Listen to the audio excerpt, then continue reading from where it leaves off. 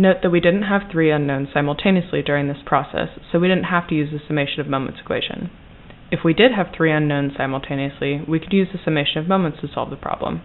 Now, comparing our results to the method of joints and recalling our sign convention, we can see each member, such as FAD, FAB, FBD, FDE, FBC, FBE, and FEC, was solved to have the same numeric value as well as experiencing either the same tensile or compressive forces. If we had cut three members resulting in three unknowns, we could employ a moment equation.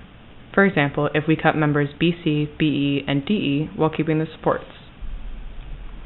Starting with the sum of forces in the y direction, we have RCY plus REY plus FBE cosine theta, or 0.8, equal to 0.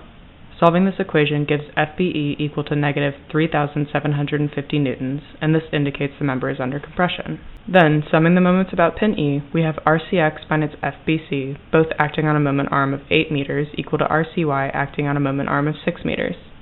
Solving this gives FBC equal to 5,250 newtons, and we note this member is in tension. Lastly, summing the forces in the x direction, we have RCX equal to FBC plus FDE plus FBE times sine theta, or 0.6, and we find FDE is equal to negative 3,000 newtons. Since this value is negative, we note this member is under compression.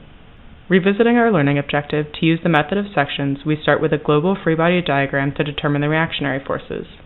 Then, assuming each member is in tension, we move through the truss and cut members such that we have up to three unknowns at a time and use equilibrium equations to solve for the forces.